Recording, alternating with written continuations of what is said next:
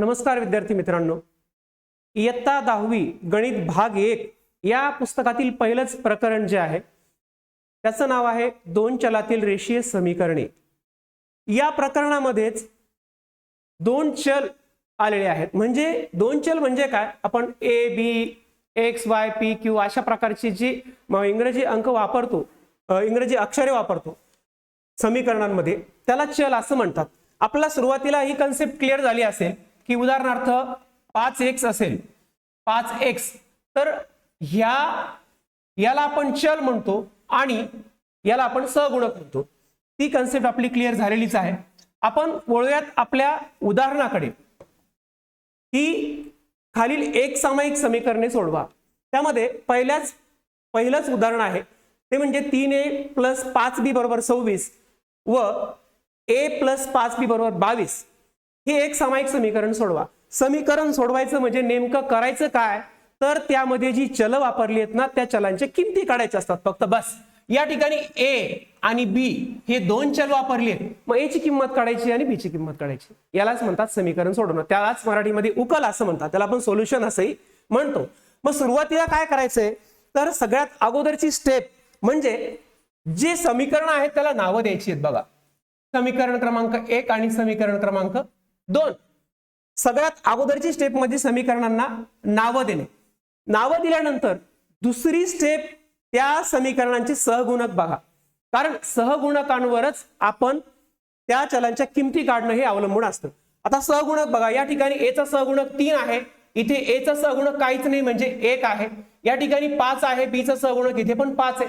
सहगुणक सारखे असतील आणि चिन्ह सारखे असतील तर त्या दोन समीकरणांची वजाबाकी जर आपण केली, म्हणजे एका समीकरणातून दुसरं जर वजा केलं तर एका चलाची किंमत निघते। बघा, समीकरण 1 मधून 2 जर आपण वजा केलं तर समीकरण 1 मधून 2 वजा करू असं लिहिल्यानंतर जेव्हा आपण वजा करतो त्यावेळेस खालचे चिन्ह बदलतात। बघा, या ठिकाणी +1 हा मायनस होईल, हा प्लस हा मायनस होईल, हे पण मायनस होतील। मग आता इथे याचा सहगुणक 1 आहे आणि इथे 3a आहे, मग 3a मधून 1 गेला, खाली किती उरतात 2a। त्यानंतर इथे 5b प्लस आणि मायनस हे कॅन्सल होतील, म्हणजेच एक चल कॅन्सल झालं तर दुसऱ्या चलाची किंमत निघत असते। मग बघा, 26 मधून 22 गेले, खाली उरतात 4। मग आपल्याला हे तर माहितीच आहे, हे इयत्ता 6वीची कन्सेप्ट आहे।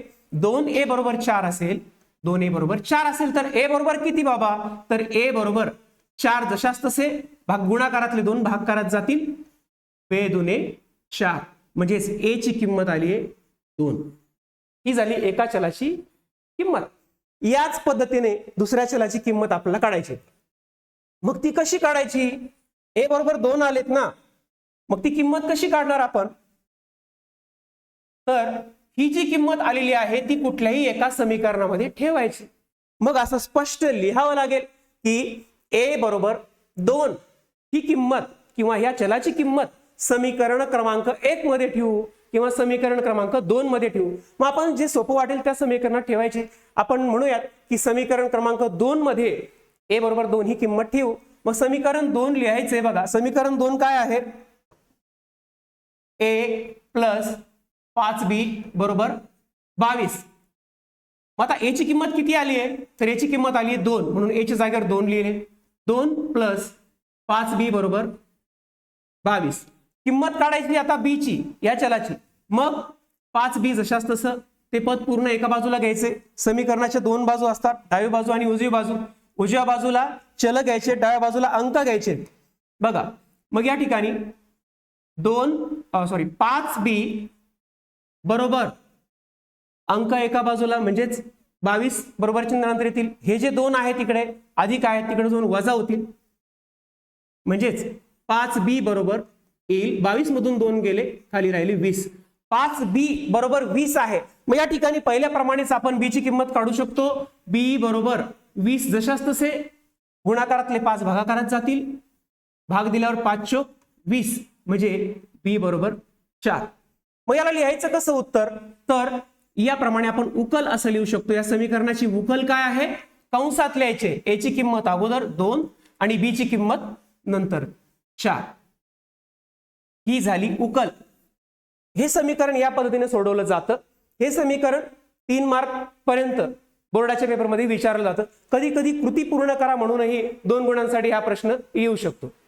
धन्यवाद.